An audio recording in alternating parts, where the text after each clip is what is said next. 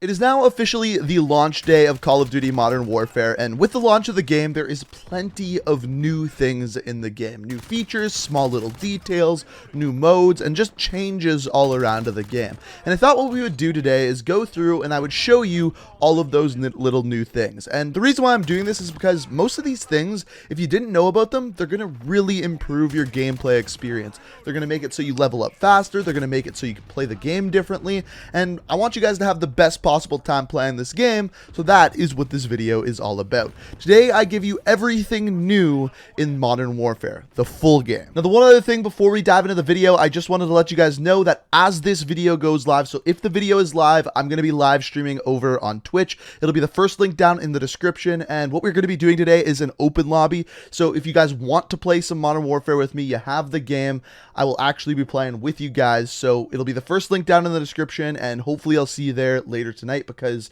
I can play with anyone across any console, Xbox, PC, or PS4. This is the first Call of Duty game I could do that, so I'm looking forward to it, and hopefully I see you there. Like I said before, first link down in the description. Now, without further ado, let's dive into it. So one of the biggest new features in the game is the Barracks. So the first thing that you see when you go to Barracks is multiplayer challenges, and there's two types of these. First of all, you have your daily challenges, and as you can see, we got quite a few here. And the nice thing is if you don't complete some of these in a day, they'll actually end up carrying over. I don't know how many you can have going on at once, but as you can see, some of these are from yesterday and that I didn't complete, and some of them are from today that, once again, I have not completed. So some examples of what you're seeing here, the first one you got is get 8 one-shot kills, get 2 frag kills. These are kind of 2 of the easier ones. After that, we have win 2 games of deathmatch, and then after that, we get into the more difficult ones, where you're not only granted XP, but also a little bit of a reward. So the first one we have is kill 25 enemies with kill streaks, and 10 kills using explosives. So the first one, you get Wish Granter, which is a calling card. And then the next one, you get Sea Dog, which is an emblem. So the nice thing about these is, like I said, they are updated every day, and you'll get a minimum of 3 every single day. Now, this is probably one of the best tips I can give you for leveling up, as they grant an ass load of XP. Basically, some of them granting between 3,000 to 6,000 XP, and that's like a whole level, especially when you're starting out. Now, the other type of challenges we have here are called missions. These are multi-step challenges that reward you various things ranging from XP, calling cards, all the way up to weapon variants. So the first one that we're looking at here, I'm half completed, and it's actually 5 different objectives. You start out by getting complete 1 public match. The next is get 5 public match kills. The third is call in a kill streak. The fourth is get 3 kills using lethal equipment. And finally, the 5th is win 1 public match. And then after completing this, you get the Piercer, which is a submachine gun. And as you can see, we have a bunch of these here. And as it turns out, all of these missions are given in each season. They have stated that after every single season, they're going to implement more and more missions for you to actually complete and get these various weapons. So for example, the Expert Gunsmith, there's 9 different objectives here, and upon completing all 9 objectives, you are given the Old Wounds like machine gun. And all of these variants are pretty cool. This leads us to our next thing, which is new to the game, called the Armory. This is something that we haven't seen before. It wasn't in the beta, but what this is a way of looking at all your different variants. So for example, the one we are looking at here is the XRK M4. It comes with a bunch of different attachments equipped, along with a little bit of a skin on it. The next one we got here is the 1337 Skeet, and you can kind of see that this one is a variant. It has different attachments, but if we go over and look at the next one, the Hammer for the 725, this one very clearly has a skin on it and some different looking attachments. The nice thing about this is if you have a weapon unlocked that maybe you haven't leveled up yet, you're actually able to use these and have attachments even though you haven't leveled up the weapon as well. Another great example of this is the Grassy Knoll. This one obviously looks very, very different than your normal HDR, even going as far as to having some grassy looking things on it. So a very cool thing. This is where you can kind of go ahead and look at all of your weapon variants, and I'm very glad that they added this in right away. Now, speaking of things that they've added in right away, this brings us once again back to the Barracks, but something new called records. They have done a really, really good job of keeping track of records in this game. If you go to your combat record, it'll give you information about the weapons you use, lethals, tacticals, and pretty much everything you need to know about your own play. But there are also already leaderboards, and something you may not know is you can actually go in and look at all of your friends, or you can even filter it so that you can look at everyone who's playing the game, which is fantastic because they said they were going to do this with Black Ops 4 and never ended up doing it. So I'm really glad to see that they have already implemented leaderboards, a combat record, and it's fantastic that that's already there. Another new feature in the game is character and weapon customization. Starting off with characters, this brings us to operators.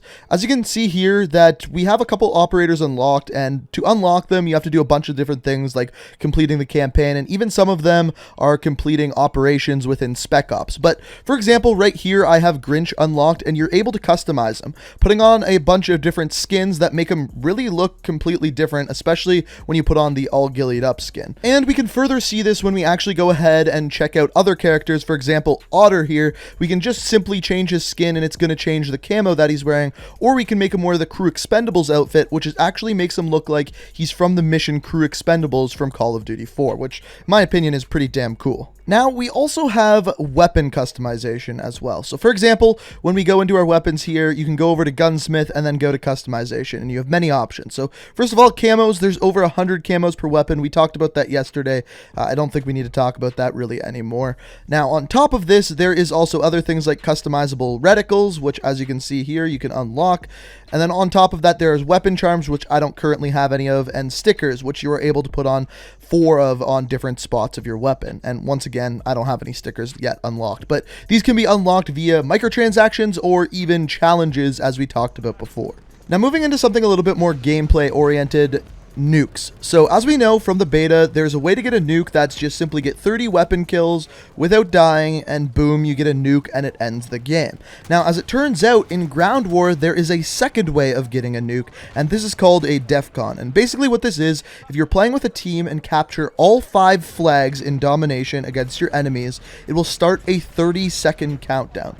If the enemy team does not capture a flag within 30 seconds, a nuke goes off, the game is ended, and the team that is captured all of the flags wins the game. It's brand new, it's pretty cool, and what this actually does is make it so if one team is absolutely destroying the other team, the game ends and the death kind of ends as well. Now, just a couple of smaller things that were added as well. First of all, we've got a new weapon, the Riot Shield. You unlock this at level 22. It was not in the beta.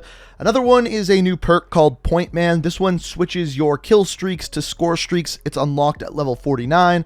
The third is called the Shield Turret. It's the newest kill streak. It only costs 3 kills, and basically it gives you a mountable turret that you can place anywhere and gives you a little bit of a shield. And then finally, a new field upgrade. The new field upgrade is called Weapon Drop, and basically what it does is you drop in a brand new weapon like a care package, and I'm not 100% sure why you would use this over just munitions drop, because munition drops gives you the weapon that you already have and ammo for it. This one just gives you a brand new weapon at random, so I'm not exactly sure why you'd use this one. Now, the final thing is definitely one of the biggest things. It is the new leveling system, or officer ranks. Now, the gameplay or video you are watching here is not mine. I am not level 55 already. This is from Prestige's Key. I will link his channel down in the description. He's a great guy, and he is already level 57, probably well past that by now.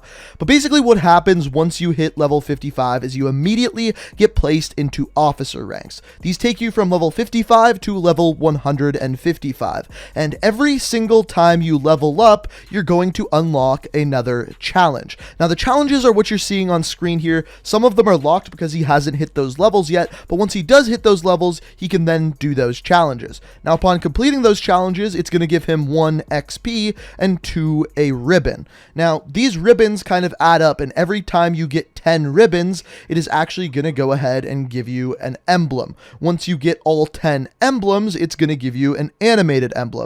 And these carry over for every single season. Now, once a season is over, it sets you back to level 55, and then once again, you have to level up through the officer ranks. The nice thing is you don't have to unlock your weapons over again, and you don't have to level up your weapons all over again. It just brings you back to level 55, and then there's a whole set of 100 new challenges that you can go through in the new season. Now, the final thing I want to talk about is what you see on your weapon screen, and it is the watch select. So, as we've heard before, that there's going to be various different watches you can unlock through the game. Now, at this point, I don't know how to earn any of these watches. We found out through leaks earlier that one of them is going to be a Tamagotchi, that as you get kills, your pet on your watch actually gets fed and grows up.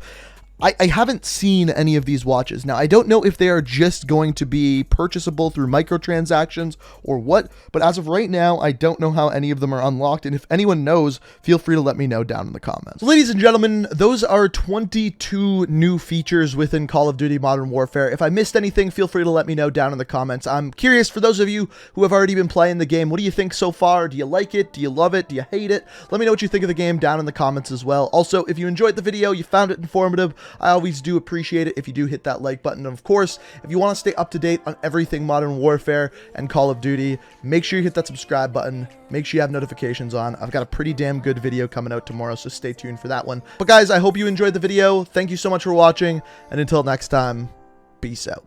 We are reaching for the stars, but we're making this too hard, and I want